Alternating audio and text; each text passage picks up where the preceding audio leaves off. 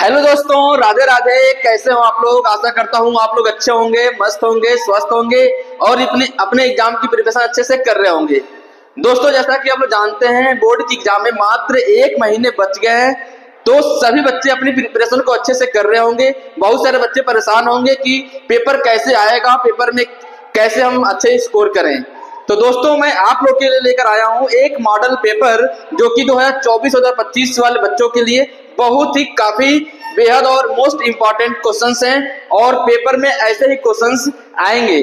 तो आइए हम बिना देरी के हम क्वेश्चन को देखते हैं और क्वेश्चन को पेपर को समझते हैं कि एग्जाम में पेपर कैसे आएंगे। तो सबसे पहले हम बात करेंगे कि ये उन बच्चों के लिए है जो क्लास 10th में पढ़ते हैं और इस बार 2025 में अपना पेपर देने जा रहे हैं। तो यह एक प्रतिदर्श प्रश्न पत्र है, यानी यह एक मॉडल पेपर है क्लास 10th का क्या है? गणित का पेपर है, मैथ का पेपर है। इसमें बहुत सारे बच्चे गड़वाते हैं कि हमें कैसे अच्छे स्कोर लाएं, कैसे अच्छे मार्क्स लाएं। तो आइए हम सबसे पहले पेपर को समझेंगे कि इस पेपर में समय कितना होता है। 3 घंटे 15 मिनट का समय होता है।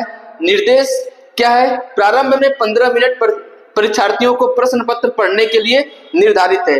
तो आप लोग को 15 मिनट पेपर को पढ़ने के लिए दिया जाता है। तो आप लोग पहले से ही जो भी निर्देश है, इस निर्देश को आप लोग ध्यान में रखेंगे। क्या क्या इसमें दिया है, आप लोग हर पेपर में एकदम यही लिखा होता है।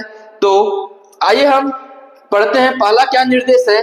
सभी प्रश्न अनिवार्य है। सभी प्रश्न अनिवार्य है। आप लोग को सभी क्वेश्चन का आंसर देना है और इस प्रश्न पत्र में 2 खंड हैं। इसमें 2 खंड हैं। एक है खंड क और दूसरा खंड है खंड ख। इसमें 2 खंड में पेपर दिया है। पहले खंड क में टोटल 20 MCQ यानी बहुविकल्पीय प्रश्न दिया गया है। आप लोग को OMR शीट मिलेगा। आप लोग अच्छे से पेपर को सॉल्व कीजिएगा और OMR शीट में आप लोग को फिल करना होगा। तो इस प्रश्न पत्र में 2 खंड हैं। पहले खंड में पूरे के पूरे 20 बहुविकल्पीय प्रश्न होंगे। आइए हम देखते हैं आगे। इसमें दिया है, जैसे कि मैंने बताया आप लोग को, कि खंड ओ में 20 अंक के 20 प्रश्न बहुविकल्पीय हैं। 20 प्रश्न बहुविकल्पीय आएंगे जिनके उत्तर OMR शीट पर देने होंगे। आप लोग को OMR शीट मिलेगा, उस पे आप लोग को भरना है कि ऑप्शन ए सही है, ऑप्शन बी सही है, ऑप्शन सी सही है, ऑप्शन डी सही है। उसमें आप लोग अच्छे से उसका मार्किंग कीजिएगा, क्योंकि उसमें ऐसे दिया रहेगा A, B, C, D। तो आप लोग को ध्यान से उसमें गोला करना है। कैसे करेंगे? जैसे मान लीजिए आपका ऑप्शन बी सही है, तो उसको आप लोग एकदम अच्छे से सर्कल करेंगे, पूरा कंप्लीट सर्कल करेंगे। इसमें बिल्कुल गैप नहीं छोड़ेंगे, क्योंकि अगर आप लोग मान लीजिए सर्कल भर रहे हैं और आपने क्या किया, केवल इतना ही सर्कल भरा, तो आपको इसका नंबर नहीं मिलता है, क्योंकि वो जो मशीन होती है उसको एक्सेप्ट नहीं करती है। तो आप लोग को पूरा कंप्लीट ऐसे सर्कल करना है। उसमें जो ऑप्शन सही होगा आप लोग को एकदम ऐसे ही सर्कल करना है। ऐसे आप लोग को नहीं करना है, नौकी ऐसे दिया हो ऐसे भी बिल्कुल नहीं करना है। थोड़ा सा भी आप लोग को थोड़ा सा सर्कल नहीं करना है, पूरे के पूरे उसमें कलर भरनी है। तो ऑप्शन को ध्यान से आप लोग कीजिएगा और पूरा अच्छे से उसको भरिएगा। नेक्स्ट जो है, OMR पर उत्तर अंकित किए जाने के पश्चात उसे काटे नहीं, इरेजर, व्हाइटनर आदि का प्रयोग न करें। यानी अगर OMR पर भर दिए हैं तो आपको उस पे इरेजर नहीं करना है, व्हाइटनर नहीं लगाना है, किसी भी चीज का प्रयोग नहीं करना है। तो दोस्तों, आज मैं इस क्लास में आप लोग को यही सब बताने आया हूं। यही सब ध्यान से कैसे पेपर देंगे, कैसे लिखेंगे, इन्हीं सब के बारे में बताने आया हूं। तो हम बात करेंगे दूसरे खंड। दूसरा खंड में, खंड ब में कितने हैं? 50 अंक के वर्णनात्मक प्रश्न आएंगे। वर्णनात्मक प्रश्न मतलब आप लोग को उसको अच्छे से आंसर देना होगा। और इस खंड में टोटल 5 प्रश्न होंगे। तो नेक्स्ट हम देखेंगे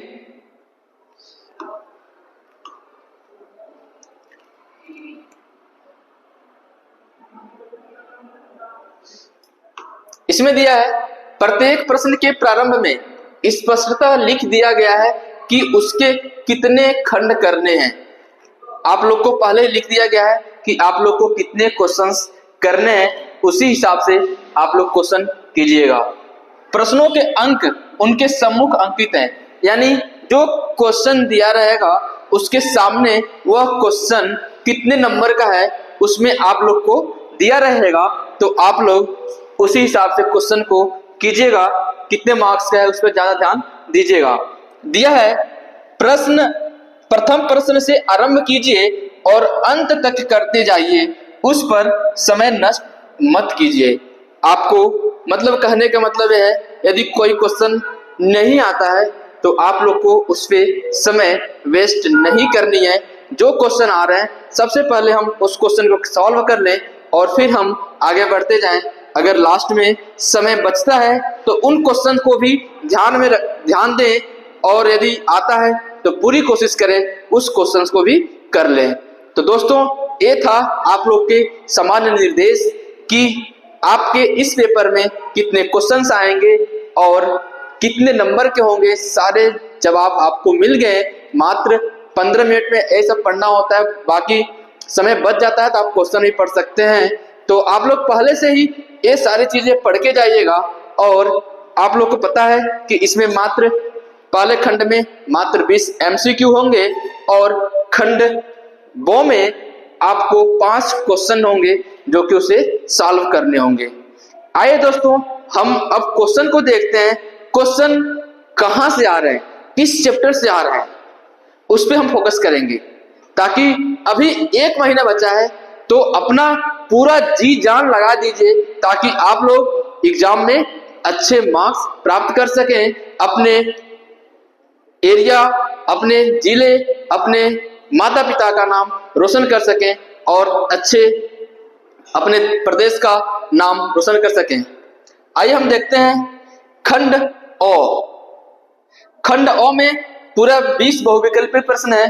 पहला प्रश्न को हम देखते हैं।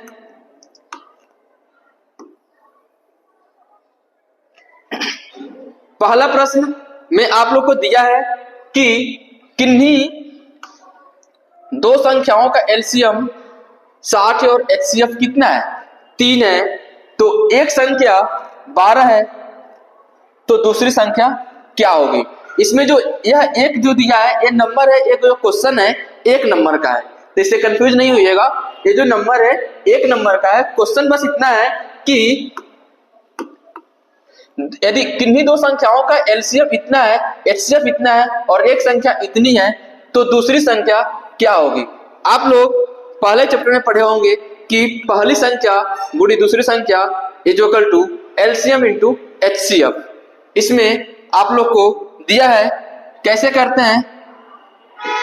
इसका जो फार्मूला होता है, पहली संख्या गुणे दूसरी संख्या is equal to LCM into HCF. इसमें आपको दिया है पहली एक संख्या दिया है, ये वाली संख्या आपसे पूछ रहा है, एलसीएम दिया है 60, एचसीएफ दिया है 3। तो दोस्तों यहां से आप लोग सॉल्व कर लेंगे। मैं एक बार फिर से आपको बता दूं, इसमें मैं आप लोग को बस केवल क्वेश्चन दिखाने वाला हूं। यदि मैं पेपर को सॉल्व करूंगा तो काफी लेंथी हो जाएगा, इसलिए हम लोग जो क्वेश्चंस होंगे कैसे आते हैं, फिर हम किसी दूसरे वीडियो में आप लोग को सारे सॉल्यूशन भी करा देंगे कि कैसे सॉल्व करते हैं। तो एक बार आप लोग देख लीजिए कि क्वेश्चन कैसे आते हैं, कैसे सॉल्व करते हैं, सारे चीजों के बारे में हम चर्चा करेंगे आज।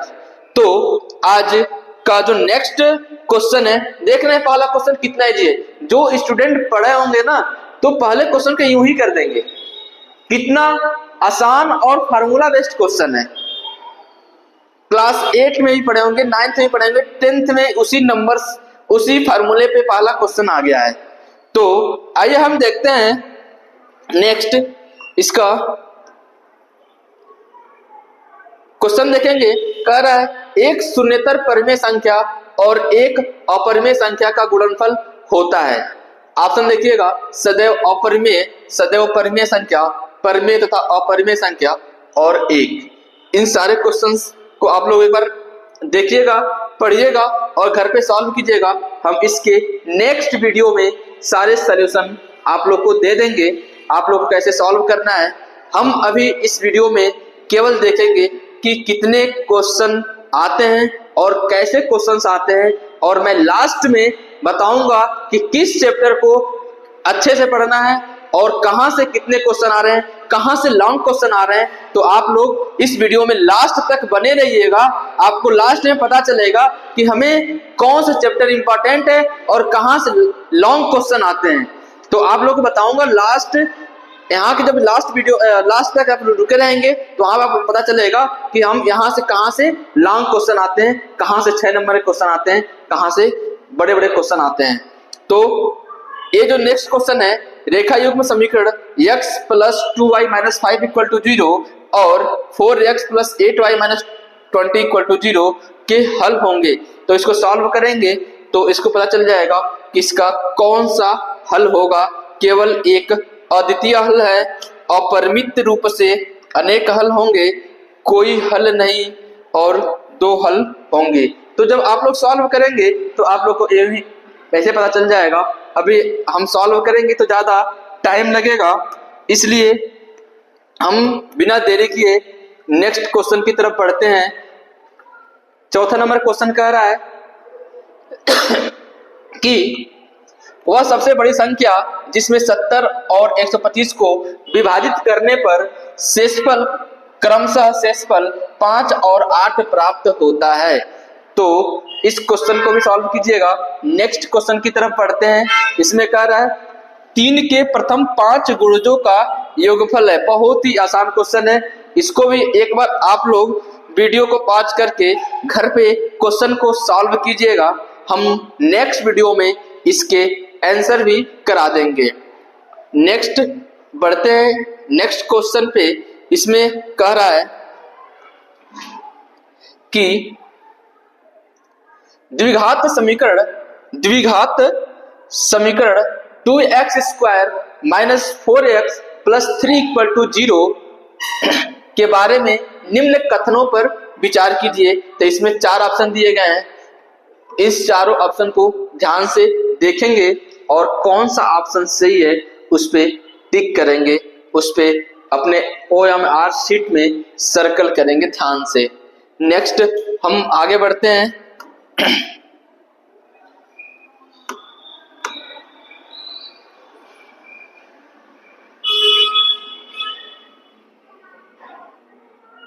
नेक्स्ट जो क्वेश्चन है कह रहा है AOBC एक आयत है जिनके 3 शीर्ष दिए गए हैं। 3 शीर्ष दिया है, A 0,3, O 0,0, B 5,0। तो इसका विकर्ण पूछ रहा है, तो आप लोग इसे सॉल्व करेंगे और देखेंगे कौन सा ऑप्शन सही है। नेक्स्ट हम 8वें नंबर पे चलते हैं। 8वें नंबर पे क्या कह रहा है कि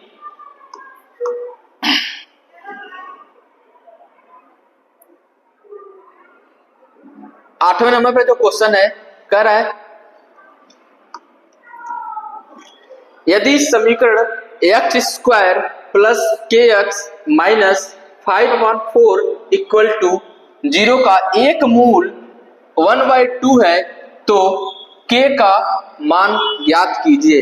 ऐसे क्वेश्चंस जरूर आते हैं, तो आप लोग ऐसे क्वेश्चंस का प्रैक्टिस जरूर कीजिएगा। हमारे ऑफलाइन क्लासेस में इस सारे क्वेश्चंस कराए गए हैं। तो जो भी बच्चे अभी हमें ऑनलाइन देख रहे हैं तो आप लोग जहां भी पढ़े हो उसे एक बार जरूर प्रैक्टिस करते रहिए। लास्ट टाइम चल रहा है बेटा, तो आप लोग इसे अच्छे से सॉल्व करते रहेंगे घर पे। नेक्स्ट जो क्वेश्चन है, दो त्रिभुज समरूप होते हैं, दो त्रिभुज समरूप कब होते हैं, तो इसके बारे में कह रहा है। Option A, option B, option C, option D. एक बार ध्यान से पढ़िएगा और ट्रायंगल जो चैप्टर है उसको, जो भी उसके थ्योरी है, यदि आप लोग उसको ध्यान से पढ़े रहेंगे तो इस क्वेश्चन को सॉल्व कर लेंगे। नेक्स्ट जो क्वेश्चन है, क्वेश्चन नंबर 10, यदि एक समकोण त्रिभुज ABC में एंगल C 90 डिग्री है, AC 3 सेंटीमीटर है और BC 4 सेंटीमीटर है, तो बिंदु C से जाने वाली माध्यिका की माप ज्ञात कीजिए। तो क्वेश्चन को पढ़िएगा और क्वेश्चन के हिसाब से अपना इसका एक समकोण त्रिभुज बनाइएगा, जिसमें कोण C है 90 डिग्री और फिर AC है 3 सेंटीमीटर और BC है 4 सेंटीमीटर। सॉल्व करेंगे तो बहुत ही इजी क्वेश्चन है, आप लोग से सॉल्व हो जाएगा। यदि जिन बच्चों को अगर कोई डाउट हो रहा है तो हम इसके नेक्स्ट वीडियो में इसका सॉल्यूशन भी लाएंगे। अभी आप लोग बस देख लीजिए क्वेश्चन कहाँ से आ रहे हैं और कैसे क्वेश्चंस आ रहे हैं, ताकि आप लोग को पता चले कि हमें हमारे एग्जाम में कैसे क्वेश्चंस आएंगे। क्योंकि युद्ध में जाने से पहले हमें सारी तैयारियां करके जाना चाहिए। तो समझिए अभी हमारा युद्ध में जाने से पहले हम सारे तैयारी करा रहे हैं, जिससे आप लोग को एकदम एग्जाम में अच्छे हेल्प होगा और अच्छे मार्क्स जरूर प्राप्त करेंगे। नेक्स्ट जो क्वेश्चन है 11, इसमें देखेंगे क्वेश्चन नंबर 11 है कि यदि sine theta minus cos theta equal to 1, तो साइन की पावर 4 थीटा प्लस कॉस की पावर 4 थीटा का मान होगा। मैं क्लास में सारे क्वेश्चंस को सॉल्व करा चुका हूं, तो जो भी हम बच्चे हमारे ऑफलाइन सेंटर में पढ़ते हैं वो तो सारे क्वेश्चन कर चुके हैं। जो भी हमें ऑनलाइन देख रहे हैं तो आप लोग इसे जरूर सॉल्व कीजिएगा। नेक्स्ट जो क्वेश्चन है, यदि sign 2 equal to 2 sine A तब सत्य होगा जबकि a बराबर होगा। कह रहा है कि sine 2a equal to 2 sine A तब सत्य होगा जबकि a का मान किस एंगल पे बराबर होगा। इसको सॉल्व कीजिएगा। नेक्स्ट क्वेश्चन है, देखिए त्रिकोणमिति से 2-3 तीसरा क्वेश्चन आने वाला है, तो त्रिकोणमिति चैप्टर को आप लोग जरूर पढ़िएगा।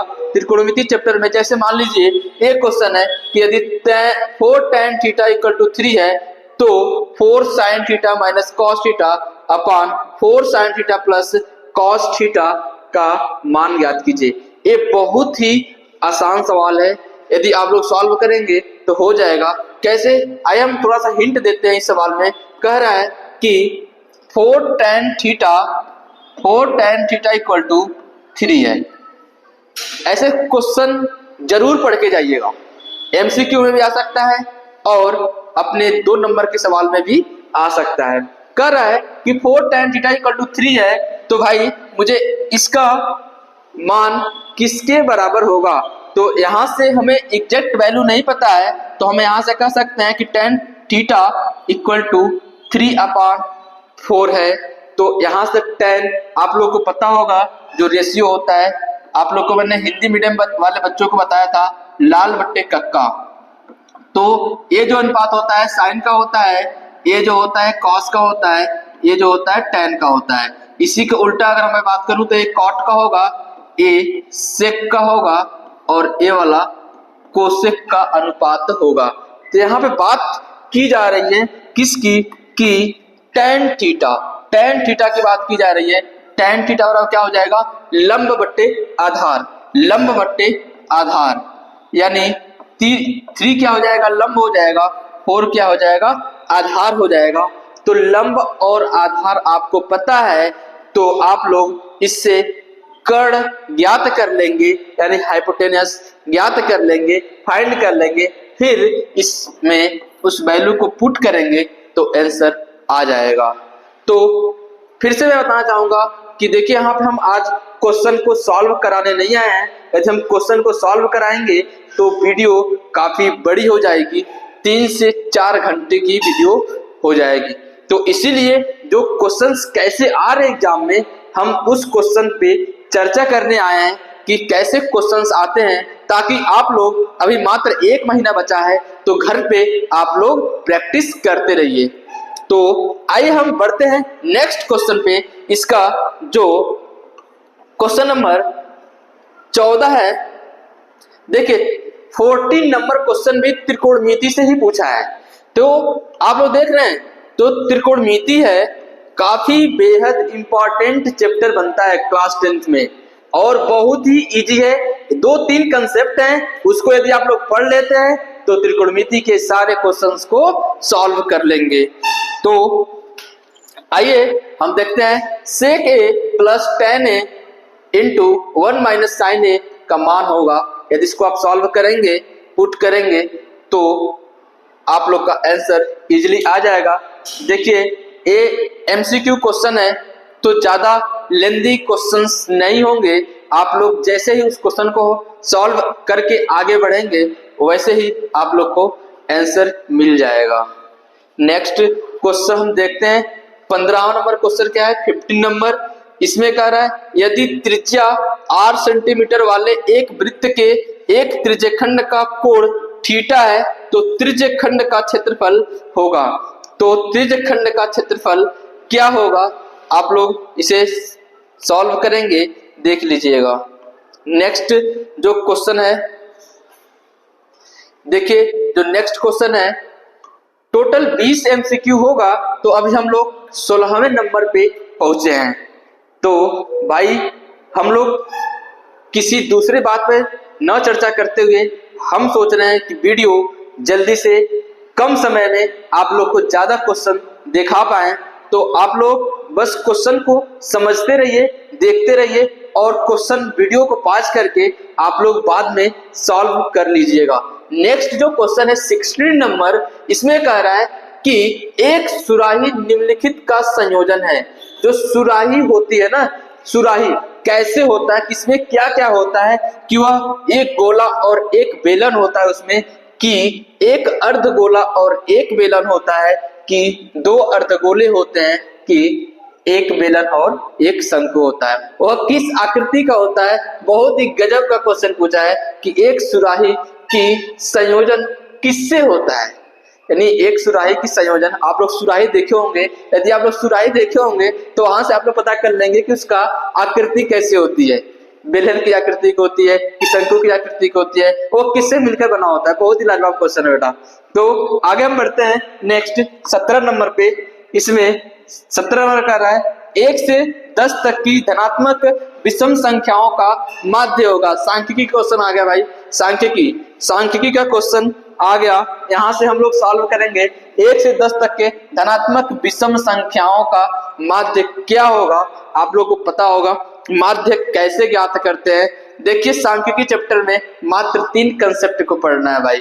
क्या क्या, माध्य, माध्यिका और बहुलक। इस कंसेप्ट को अच्छे से क्लियर कर लीजिएगा और इस क्वेश्चन को इस चैप्टर को अच्छे से पढ़ के समझ के आप लोग एग्जाम टाइम में घबराइए नहीं, बहुत ही इजी क्वेश्चंस आते हैं। और आप लोग चैप्टर वाइज एक बार फिर से प्रैक्टिस चालू कीजिए और सारे फार्मूले को एक जगह लिखिए, ताकि आप लोग को एग्जाम टाइम बस एक बार फार्मूले को देखकर जाना रहे। नेक्स्ट जो क्वेश्चन है, अपना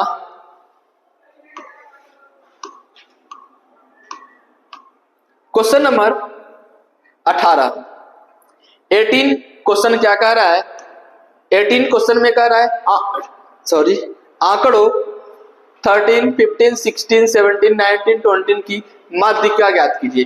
देखिए इसके पहले क्वेश्चन में क्या पूछा था भाई, माध्य पूछा था, और इसके बाद वाले क्वेश्चन में क्या पूछा है, माध्यिका पूछा है। मैं आप लोगों को पहले ही बताया हूं कि इस चैप्टर से 3 तरह के क्वेश्चन पूछेंगे।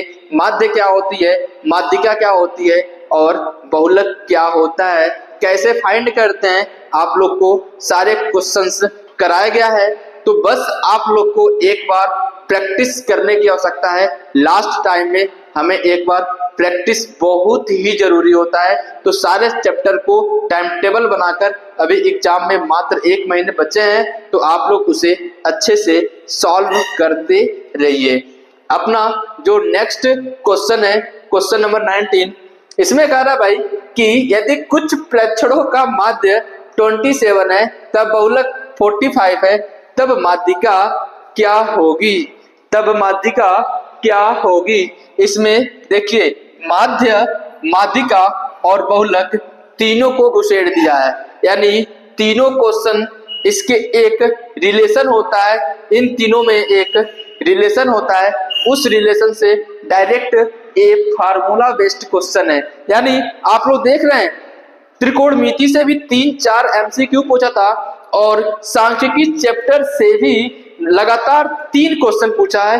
एक तो कह रहा है कि माध्य ज्ञात कीजिए, दूसरा कह रहा है माध्यिका ज्ञात कीजिए और थर्ड नंबर पे इन तीनों में रिलेशन दे दिया है कि माध्य इतना दे दिया है, बहुलक इतना है, तो माध्यिका क्या होगी। बहुत ही आसान क्वेश्चन भाई, इसे सॉल्व कीजिएगा। आप लोग पेपर को अच्छे से सॉल्व कीजिएगा। आप लोग अगर प्रैक्टिस करके जाएंगे तो बिल्कुल पेपर में कोई भी दिक्कत नहीं होगी। तो आइए हम बढ़ते हैं अपने नेक्स्ट लास्ट क्वेश्चन पे, जो एमसीक्यू है 20वें नंबर पे, उसके बारे में। तो अभी का जो एमसीक्यू है इसमें 20 नंबर पे क्या दिया गया है, ये जो क्वेश्चन है लास्ट क्वेश्चन लास्ट चैप्टर यानी प्रायिकता से दिया गया है। कह रहा है कि एक पासे को फेंका जाता है तो 3 से छोटी एक विषम संख्या आने वाली प्रायिकता ज्ञात कीजिए। तो दोस्तों मैं बता दूं, ये भी एक बहुत ही छोटा और इम्पोर्टेंट चैप्टर है, जहां से हम लोग अच्छे मार्क्स प्राप्त कर सकते हैं। इससे एक एमसीक्यू श्योर आना है। तो आप लोग यहाँ पे देखिए कितना आसान सवाल है। कह रहा है कि एक पासा, आप लोग लूडो खेल रहे हैं, लूडो उसी को बोलते हैं पासा, उसमें टोटल कितने होते हैं, 6 होते हैं। एक बार करेंगे तो 1 बार, 2, 3, 4, 5, 6। और यदि या तो इससे पूछेगा क्वेश्चन, या तो सिक्का, जो सिक्का होता है हेड और टेल आने की प्रायिकता पूछता है, या तीसरा क्वेश्चन बनता है ताश के बारे में, जो आप लोग ताश खेलते हैं, प्लेइंग कार्ड है, उसके बारे में क्वेश्चन को पूछता है कि इक्का आने की प्रायिकता। तो ऐसे क्वेश्चंस को भी अभी देखेंगे, यदि एग्जाम में ऐसे क्वेश्चंस भी आते हैं तो आप लोग सॉल्व कर लेंगे। तो दोस्तों अभी अपना एमसीक्यू सॉल्व करने में बहुत टाइम लगा है। इसके बाद से हम लोग इसके जो खंड वो है उसमें देखेंगे कैसे क्वेश्चंस आ रहे हैं। तो आप लोग अभी ध्यान दे रहे होंगे, ध्यान दिए होंगे कि हम लोग जो चैप्टर को पढ़े हैं, जो माध्यिका चैप्टर पढ़े हैं, सांख्यिकी चैप्टर पढ़े हैं। सांख्यिकी में आप लोग का टोटल 3 एमसीक्यू, यानी मान के चलिए कि एग्जाम में जो मेन एग्जाम होगा उसमें भी दो तो एक पक्के आने हैं सांख्यिकी चैप्टर से, 1-2 पक्के आने हैं। और एक चैप्टर है त्रिकोणमिति से भी अभी 3-4 क्वेश्चन सॉल्व किए हैं, तो त्रिकोणमिति से ही पक्का क्वेश्चन एमसीक्यू का आने वाला है। और कैसा आने वाला है जो कि आप लोग को बोर्ड पे दिखाए हैं, और वैसे क्वेश्चन को आप लोग सॉल्व कीजिएगा, ऐसे एग्जाम में क्वेश्चन बनेंगे। आइए हम अब क्वेश्चन को सॉल्व करते हैं। खंड ब, उसमें आप लोग के कुछ वर्णात्मक प्रश्न होंगे, उसमें आप लोग को सॉल्व करने वाले क्वेश्चन होंगे। टिक लगाने यानी OMR वाला क्वेश्चन जो है कंप्लीट हो चुका। अब हम करेंगे सॉल्व खंड ब। खंड ब में क्या है, आइए हम सॉल्व करते हैं खंड ब में। खंड ब में क्या है, अब जो क्वेश्चंस होंगे 2-2 नंबर के क्वेश्चन होंगे, तो थोड़ा सा लेवल थोड़ा सा बढ़ जाएगा, बाकी क्वेश्चंस इजी होंगे। अभी देखिए कोई भी इसमें लेवल नहीं बढ़ा। हम यदि मैं बात करूं ऐसे क्वेश्चन जो ख नंबर पे आया है, पहले के खो में आया है कि यदि cot थीटा 7/8 है तो 1 प्लस साइन थीटा और 1 plus sine theta 1 minus sine theta upon 1 plus cos theta 1 minus cos theta का मान ज्ञात कीजिए। ऐसे क्वेश्चन हम लोग बहुविकल्पी में भी सॉल्व किए थे, याद आ रहा है ना आप लोग को? बहुविकल्पी में भी सॉल्व किए थे और ऐसे क्वेश्चन आप लोग को 2 नंबर में भी दे दिया, तो कोई ज्यादा अंतर नहीं है। आप लोग जो 1 नंबर वाला सॉल्व किए हैं वैसे 2 नंबर वाला भी सॉल्व कर लेंगे, बट इसमें आप लोग शो करके दिखाएंगे कि इसमें दिया है cot थीटा, तो कैसे सॉल्व करेंगे? cot थीटा इक्वल टू क्या दिया है? 7/8। फिर से मैं एक बार बता दूं आप लोग को, cot थीटा बराबर क्या दिया है? 7/8।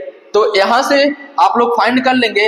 आप लोग को पता है लाल बट्टे कक्का, जब मेरी क्लास होती है भाई तो पूरे मजे की क्लास होती है, बच्चे एक एक बच्चा भी सीख जाता है, किसी को भी डाउट नहीं होता इसमें आप लोग बताया था मैं कि जो पहला रेशियो होता है ये साइन का होता है, ये कॉस का होता है, ये टेन का होता है। हमसे पूछा है कॉट का, टेन का उल्टा क्या होता है? कॉट होता है। तो भाई उल्टा कर देंगे, आधार बटा लंब, तो आधार बटा लंब, यहाँ पे जो रेशियो दिया है आधार कितना है? 7 है और लंब कितना है? 8 है। तो आधार और लंब दिया है तो भाई कड़ तो यूं ही ज्ञात कर लेंगे। किससे ज्ञात करेंगे? पाइथागोरस थ्योरम से, पाइथागोरस प्रमेय से। तो यदि हम कड़ को ज्ञात कर लेते हैं, फाइंड कर लेते हैं भाई, तो इसमें बस केवल पुट कर देंगे तो वैल्यू, तो आंसर आ जाएगा। नेक्स्ट, इसमें हम पहले क्वेश्चन की चर्चा नहीं किए हैं, यह भी एक बहुत ही इजी यानी आसान क्वेश्चन है। ये देखते हैं क्या है कि स्पष्ट कीजिए कि 3 × 5 × 7 + 7 एक भाज्य संख्या क्यों है? कह रहा है कि एक भाज्य संख्या क्यों है, तो इसको सॉल्व कीजिएगा। नेक्स्ट हम देखते हैं क्वेश्चन, अगला क्वेश्चन देखते हैं। इसमें क्या कह रहा है कि गौ में क्या दिया है? 2 घनों जिनमें से प्रत्येक का आयतन 64 सेंटीमीटर क्यूब है, 64 सेंटीमीटर क्यूब है, यानी 2 घन है, उसके प्रत्येक का आयतन दिया है इतना सेंटीमीटर क्यूब है, के संलग्न फलकों को मिलाकर एक ठोस बनाया जाता है। इससे प्राप्त घनाभ का पृष्ठीय क्षेत्रफल ज्ञात कीजिए। भाई इस चैप्टर में भी मैं बता दूं कि आप लोग को फार्मूले को बिल्कुल अच्छे से लर्न होने चाहिए। यदि आप लोग को याद रहेगा घनाभ का पृष्ठीय क्षेत्रफल क्या होता है तो क्वेश्चन को इजीली सॉल्व कर पाएंगे। जैसे त्रिकोणमिति होता है वैसे ही इस चैप्टर में भी सारे फार्मूले को याद रखेंगे तो हमें ये सारे क्वेश्चंस भी सॉल्व हो जाएंगे। ऐसे क्वेश्चन इस चैप्टर से जो क्वेश्चन है 2 नंबर का जरूर पूछेगा, तो आप लोग इस क्वेश्चन के लिए रेडी रहिए और इस चैप्टर के आप लोग जो फार्मूले हैं एक बार लिख लीजिए ताकि आप लोग को एग्जाम टाइम जाते समय आप लोग उसे अच्छे से देख कर जाएं और सारे क्वेश्चंस सारे फार्मूले आप लोग को याद रहें। तो आइए हम बढ़ते हैं नेक्स्ट क्वेश्चन। भाई फिर से आ गया वो क्वेश्चन, फिर से आ गया, देख रहे हैं कैसा कह रहा है कि भाई दिया है इन आंकड़ों का माध्य ज्ञात कीजिए, माध्य ज्ञात कीजिए। मैं आप लोगों को पहले बता दिया हूं कि इस चैप्टर से बस 3 ही कंसेप्ट बनते हैं माध्य सांख्यिकी में, माध्य, माध्यिका और बहुलक। माध्य, माध्यिका और बहुलक। इसमें क्या कह रहा है? माध्य ज्ञात करने के लिए कह रहा है, बहुत ही सिंपल क्वेश्चन है। इसमें वर्ग अंतराल करके दिया है 10 20 20 30 30 40 40 50 50 से 60 60 से 70 और बारंबारता दिया है। तो इसके मदद से हम लोग फाइंड कर लेंगे और सॉल्व करेंगे तो थोड़ा ज्यादा टाइम लगेगा। इसका टेबल बनाइएगा वर्ग अंतराल का, फिर बारंबारता का, फिर इसके मदद से यहाँ पे उसको सॉल्व कीजिएगा। फिर आप लोग जो फार्मूला होता है माध्य का, sigma Fi(xi) upon sigma Fi, इसे सॉल्व करेंगे तो क्वेश्चन का आंसर यूं ही निकल जाएगा। आप लोग एक बार क्वेश्चन को सॉल्व करके जरूर देखिएगा और प्रैक्टिस करते रहिए। मैं बार बार बोल रहा हूँ भाई कि प्रैक्टिस करते रहिए, प्रैक्टिस करके जाइए, ऐसे क्वेश्चंस का प्रैक्टिस जरूर करके जाइएगा ताकि आप लोग को एग्जाम में एकदम आसान लगेगा। नेक्स्ट यदि मैं क्वेश्चन की बात करूं तो नेक्स्ट जो क्वेश्चन है कह रहा है कि बिंदु 4-4,6 बिंदुओं इतने और इतने को जोड़ने वाले रेखाखंड को किस अनुपात में विभाजित करता है, किस अनुपात में विभाजित करता है। ये भी बहुत ही आसान क्वेश्चन है निर्देशांक ज्यामिति का। इसमें भाई ये कह रहा है कि इस चैप्टर को पढ़ेंगे ना जब, तो महत्व दो फार्मूले हैं, एक तो दूरी सूत्र है और एक है विभाजन सूत्र और एक है मध्य बिंदु। तो आप लोग जो विभाजन सूत्र करेंगे वहीं से वो भी आ जाएगा। तो इसी क्वेश्चन में कह रहा है कि देखिए इसमें दो नंबर का क्वेश्चन पूछा है, जरूर ऐसे क्वेश्चन पूछता है। कैसे, आइए हम कंसेप्ट को देखते हैं क्या लगेगा इसमें। कह रहा है दो बिंदु है यानी 2 पॉइंट दिया गया है, 2 पॉइंट ए जो दिया है -6,10, जो बी है 3,-8 है और बिंदु को जो बिंदु है कितने पे -4,6 है,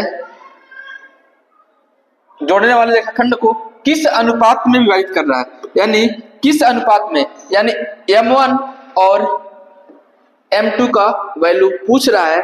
तो आप लोग को यहाँ पे मैं बताया था विभाजन सूत्र, विभाजन सूत्र से हम क्या करेंगे यहाँ पे सॉल्व कर लेंगे। आप लोग को पता होगा कि विभाजन सूत्र, अभी देखिए सॉल्व करेंगे तो टाइम लगेगा, बस मैं हिंट दे रहा हूं कि इसे विभाजन सूत्र से सॉल्व कर लीजिएगा और m1 और m2 को फाइंड कर लीजिएगा। ऐसे क्वेश्चंस को भी सॉल्व करके जाइएगा। कभी कभी क्या होता है ऐसे क्वेश्चन में इन बिंदुओं का निर्देशांक पूछ लेता है और कहता है कि इसका जो अनुपात है कुछ भी दे देगा, ऐसा नहीं मतलब कुछ भी दे सकता है। यहाँ पे इसका अनुपात 7 है तो इसका अनुपात 5 है, यानी 7:5 में बांट रहा है, कुछ भी दे सकता है, 3:2 में दे सकता है। तो जैसे भी कोई क्वेश्चन पूछे तो इसको मान लेंगे m1, इसको मान लेंगे m2, ऐसे भी क्वेश्चन पूछता है। तो मैं दोनों तरह क्वेश्चन बता दिया, अगर अनुपात कहेगा तो ऐसे सॉल्व करेंगे, अगर m1 m2 को वैल्यू देता है तो बस वैल्यू को पुट करेंगे तो बीच वाला जो निर्देशांक होता है वो भी आ जाएगा। आइए हम बिना देरी किए नेक्स्ट क्वेश्चन को पढ़ते हैं। नेक्स्ट क्वेश्चन क्या कह रहा है, नेक्स्ट क्वेश्चन में कह रहा है x और y में से एक ऐसा संबंध ज्ञात कीजिए कि बिंदु x, y बिंदु 3,6 और -3,4 से समदूरस्थ हो। ऐसे क्वेश्चंस को भी मैंने कराया है, आप लोग जाइएगा क्वेश्चंस को देखिए और अपने नोट से या जो भी बच्चे हमसे ऑनलाइन पढ़ रहे हैं वहां से आप लोग क्वेश्चन को सॉल्व कर लीजिएगा। आगे हम बढ़ते हैं इसमें दूसरे क्वेश्चन पे। नेक्स्ट जो है यहाँ पे दूसरा क्वेश्चन आ गया। जो दूसरा क्वेश्चन है आप लोग को यहाँ पे मिलेगा कितना, 4 नंबर का। तो इसमें थोड़ा सा और फोकस रहिएगा, यहाँ से आप लोग को मिलने वाले हैं 4 नंबर। अभी पहले हम लोग 1 नंबर का क्वेश्चन सॉल्व किए थे, अभी 2 नंबर का क्वेश्चन सॉल्व किए, फिर अब थोड़ा सा बड़े क्वेश्चंस को भी सॉल्व कर लेते हैं। आइए हम बिना देरी किए हम नेक्स्ट क्वेश्चन को देखते हैं, क्वेश्चन को कैसे सॉल्व करेंगे। एक क्वेश्चंस भी इजी है, बस नंबर्स को बढ़ा दिया है तो ये और ही अच्छी बात है आप लोग के लिए। आइए हम देखते हैं क्या है क्वेश्चन। द्विघात बहुपद 6x² - 3 - 7x के शून्यक ज्ञात कीजिए, शून्यक ज्ञात कीजिए और शून्यकों का गुणांकों के बीच संबंध की सत्यता की जांच कीजिए। बहुत ही आसान क्वेश्चन है, मुझे तो लग रहा है एक्सरसाइज का आप लोगों का क्वेश्चन है। ऐसे एग्जांपल्स में भी क्वेश्चन दिया है। एनसीईआरटी भाई जरूर पढ़िएगा, एनसीईआरटी के क्वेश्चंस को सॉल्व करेंगे तो अधिकतर क्वेश्चंस वहीं से आ रहे हैं। एनसीईआरटी के क्वेश्चन बहुत सारे दिख रहे हैं। तो जो ये क्वेश्चन है एनसीईआरटी का ही है, इससे क्वेश्चन दिया गया है, इसको पहले ax² plus bx plus c equal to 0 के रूप में कर लेंगे। फिर इसके शून्य की ज्ञात करेंगे, यानी अल्फा और बीटा का वैल्यू ज्ञात करेंगे। फिर कह रहा है इसकी सत्यता का जांच कीजिए, शून्यकों का गुणनफल के गुणांकों के बीच संबंध ज्ञात कीजिए, यानी उसके गुणांकों के बीच क्या संबंध है ये फाइंड करना है। तो आप लोग जब क्वेश्चंस जब पढ़े होंगे तो वहां पे आप लोग सॉल्व किए होंगे, बहुत ही इजी क्वेश्चन है, ये भी क्वेश्चन को सॉल्व कर लीजिएगा। नेक्स्ट जो है ख में दिया है, दो संख्याओं के वर्गों का अंतर 180 है, छोटी संख्या का वर्ग बड़ी संख्या का 8 गुना है, तो दोनों संख्याओं को ज्ञात कीजिए। ये भी 4 नंबर का क्वेश्चन है, सॉल्व कीजिएगा। नेक्स्ट जो क्वेश्चन है, सिद्ध कीजिए कि किसी वृत्त के किसी व्यास के सिरों पर खींची गई स्पर्श रेखाएं समांतर होती है। तो ऐसे जो प्रमेय है उसे सिद्ध कर लीजिएगा, इसको सिद्ध करना सीख जाइएगा। जो कुछ इंपॉर्टेंट प्रमेय है मैं बता दूंगा कैसे सॉल्व करने हैं। आइए हम देखते हैं नेक्स्ट क्वेश्चन को। सिद्ध कीजिए कि किसी बाह्य बिंदु से किसी वृत्त पर खींची गई स्पर्श रेखाओं के बीच का कोण स्पर्श बिंदुओं को मिलाने वाले रेखाखंड द्वारा केंद्र पर आंतरिक कोण के संपूरक होता है। यह भी क्वेश्चन आप लोग का 4 नंबर का है। आइए हम बात करते हैं नेक्स्ट क्वेश्चन की।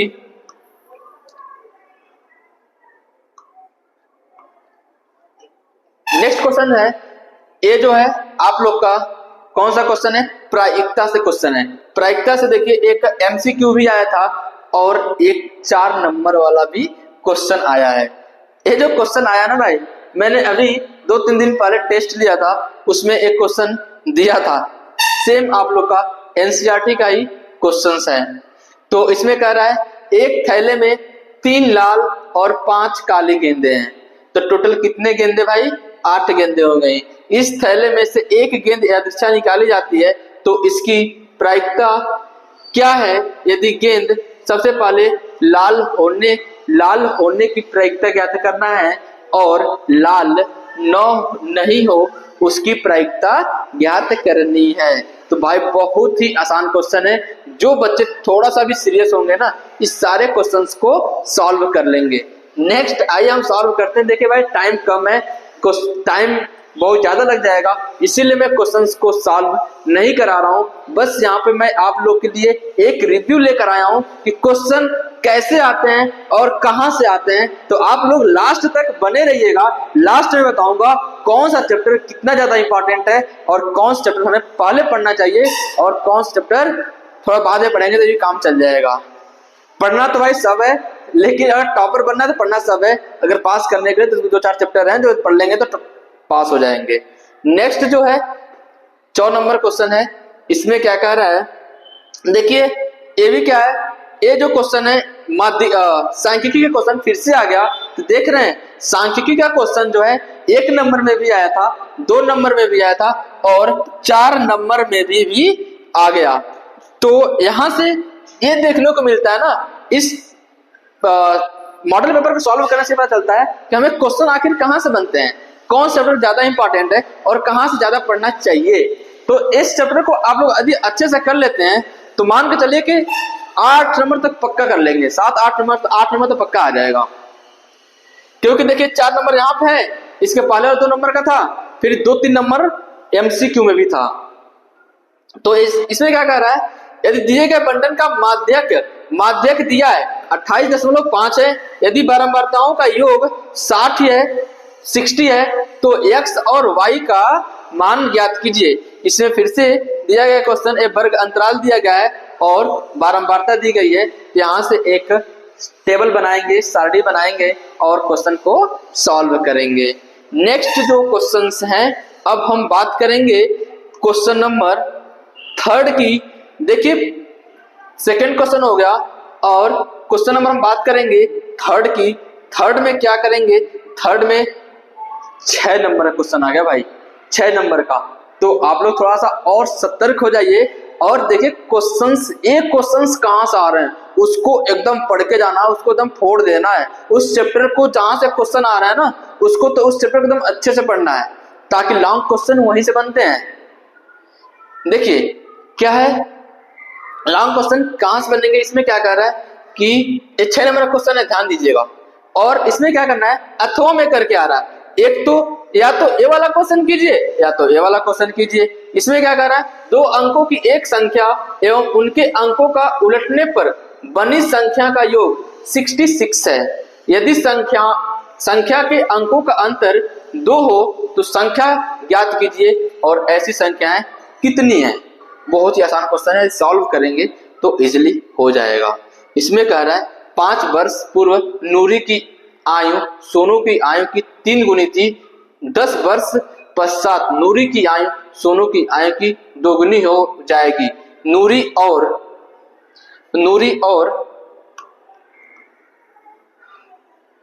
सोनू की आयु ज्ञात कीजिए।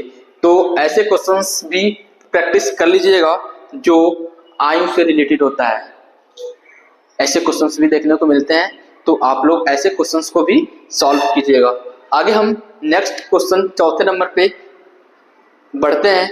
देखिए थर्ड में 6 नंबर का था और चौथा नंबर जो क्वेश्चन है ये भी 6 नंबर का है। इसमें देखिए 2 ऑप्शन है, आप लोग को जो सवाल इजी लगे उस सवाल को आप लोग कर लीजिएगा।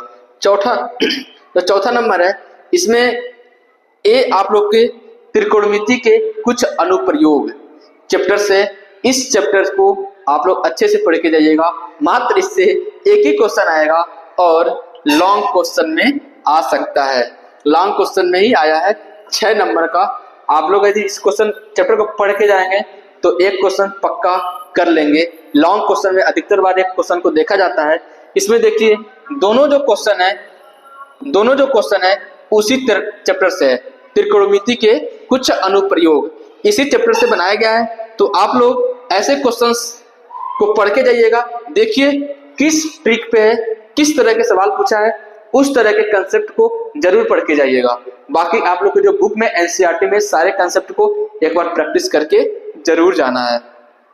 देखिए क्या कह रहा है, एक बहुमंजिल भवन के शिखर से देखने पर 8 मीटर ऊंचाई भवन के शिखर और तल के अवनमन कोण क्रमशः 30 डिग्री और 45 डिग्री है। इसमें 2 एंगल्स दिए गए हैं। बहुमंजिल भवन की ऊंचाई ज्ञात करनी है और 2 भवनों के बीच की दूरी ज्ञात करनी है। इसमें देखिएगा ऊंचाई भी ज्ञात करनी है और 2 भवनों की बीच की दूरी भी ज्ञात करनी है। तो ऐसे क्वेश्चंस को प्रैक्टिस करके जाइएगा जिसमें दोनों एंगल दिए रहेंगे और इसकी ऊंचाई या तो ऊंचाई ज्ञात किया रहेगा या उस मीनार से कहां पे वो खड़ा है उसकी दूरी ज्ञात किया देगा। आइए हम नेक्स्ट क्वेश्चन को देखते हैं। जो नेक्स्ट क्वेश्चन है अथवा करके देगा, जो आप लोग को इजी लगेगा ना वो क्वेश्चन कीजिएगा। आप लोग के पास 2 ऑप्शन है, जो आप लोग को इजी लगे वो क्वेश्चन करना है। नेक्स्ट क्वेश्चन कह रहा है भूमि के एक बिंदु P से 10 मीटर ऊंचे भवन के शिखर का उन्नयन कोण 30 डिग्री है।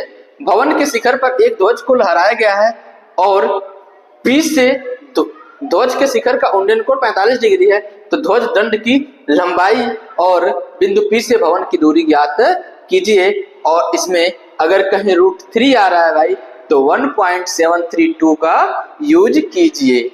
तो ऐसे क्वेश्चंस को आप लोग एक बार पढ़ के जाइएगा, उसमें सारे कंसेप्ट जो दिया गया है उसको ही पढ़ के जाइएगा ताकि आप लोग को एग्जाम में कोई भी प्रॉब्लम ना हो।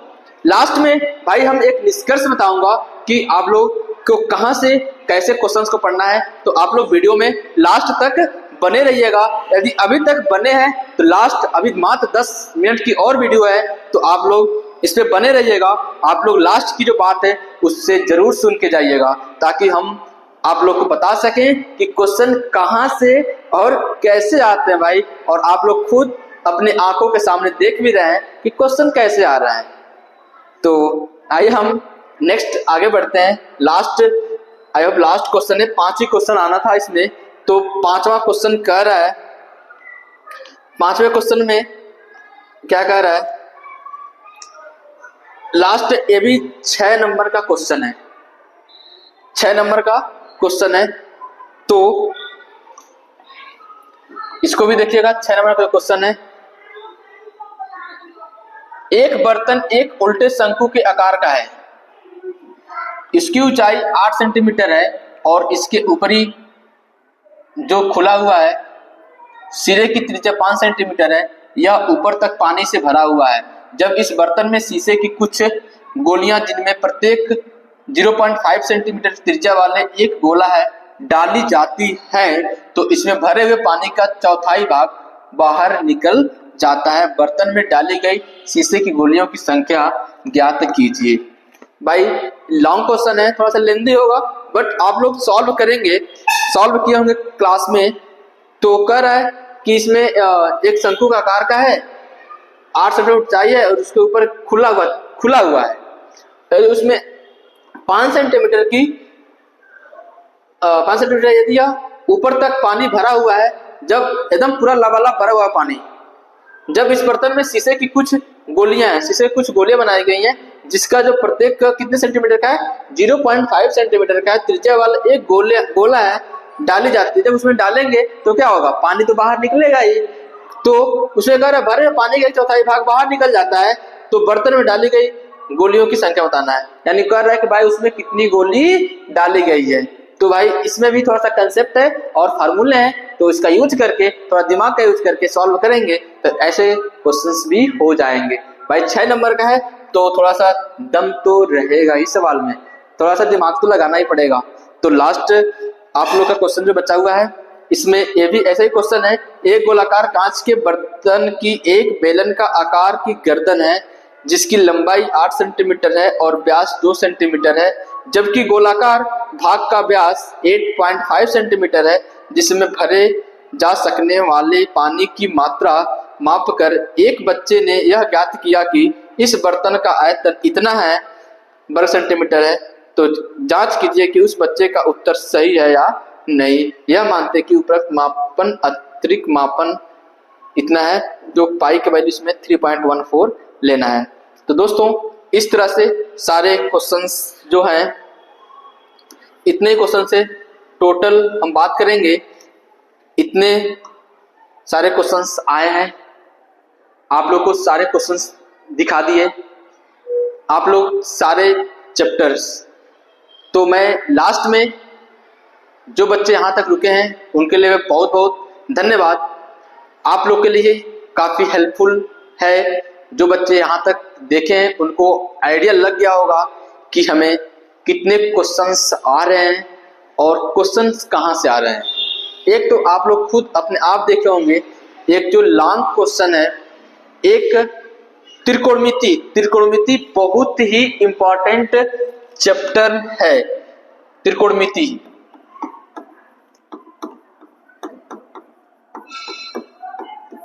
जो त्रिकोणमिति है, त्रिकोणमिति और त्रिकोणमिति के अनुप्रयोग, तो जो मैं बता रहा था लास्ट तक रुके रहेंगे। तो आप लोग को यही फायदा है कि यदि आप लोग त्रिकोणमिति चैप्टर और त्रिकोणमिति के अनुप्रयोग, जो अनुप्रयोग वाला चैप्टर है, इसको यदि आप अच्छे से करके जाएंगे तो आप लोग को 6 नंबर कहीं नहीं गया है। अगर 2 नंबर भी क्वेश्चन आ सकता है और 1 नंबर में भी क्वेश्चन आ सकता है। तो टोटल मैं चैप्टर की हर एक पेपर की बात करूं तो 6 से 7 नंबर केवल इसके अनुप्रयोग से क्वेश्चंस आएंगे। और मैं त्रिकोणमिति की बात करूं तो इस चैप्टर से मान के चलिए कि 6 से 7 नंबर के क्वेश्चन ऐसे आएंगे, 7 से 8 नंबर के क्वेश्चन आ सकते हैं। तो टोटल मैं त्रिकोणमिति की बात करूं तो त्रिकोणमिति से हमको 70 में मान के चलिए कि 15 से 17 नंबर तक के क्वेश्चंस आ जाएंगे, जिससे आप लोग एग्जाम में काफी अच्छे स्कोर कर पाएंगे। तो यहाँ से त्रिकोणमिति में आप लोग एकदम अच्छे से पढ़ना है। और अभी देखेंगे जिसमें शंकु, बेलन, इस वाले चैप्टर से भी एक लॉन्ग क्वेश्चन देखने को मिलेगा, तो इस वाले चैप्टर को भी ध्यान से करेंगे। प्लस 2 नंबर का एक क्वेश्चन आएगा, टोटल 10 नंबर से इसके चैप्टर से भी आएंगे। और मैं बात करूं सांख्यिकी की, सांख्यिकी चैप्टर जो है ये बहुत इजी चैप्टर है, जो कि एक बार आप लोग जब पढ़ेंगे ना तो ही क्लियर हो जाएगा। सांख्यिकी में आप लोग को मैंने बताया था कि इसमें बस 3 ही कंसेप्ट को पढ़ना है। एक तो माध्य, दूसरा होता है माध्यिका और तीसरा होता है बहुलक। माध्य, माध्यिका और बहुलक, मीन, मीडियन और मोड।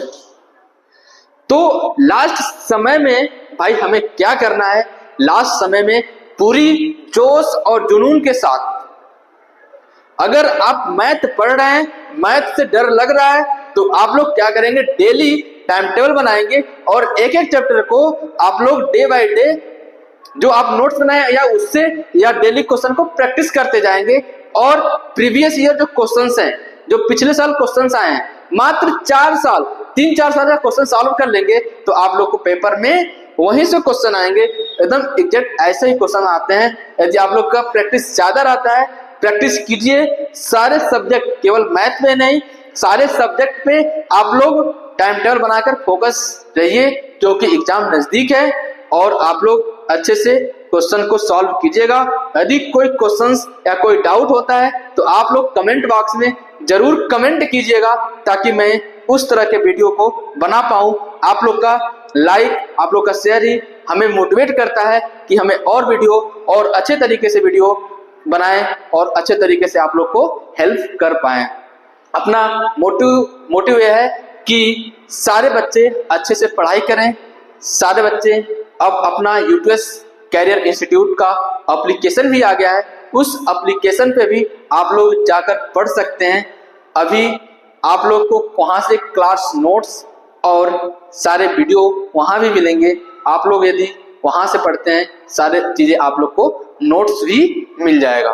तो दोस्तों, आशा करता हूं आप लोग को यह वीडियो पसंद आई होगी और मैथ्स में आज क्लियर हो गया होगा कि कैसे क्वेश्चन आते हैं, कितने क्वेश्चन आते हैं और आप लोग सॉल्व कर पाए होंगे। तो दोस्तों, इसी के साथ बहुत बहुत आप लोग को धन्यवाद जो इतना टाइम दिए, और अपने दोस्तों को भी इस वीडियो को शेयर कीजिए और ज्यादा से ज्यादा वीडियो को लाइक कीजिए। धन्यवाद।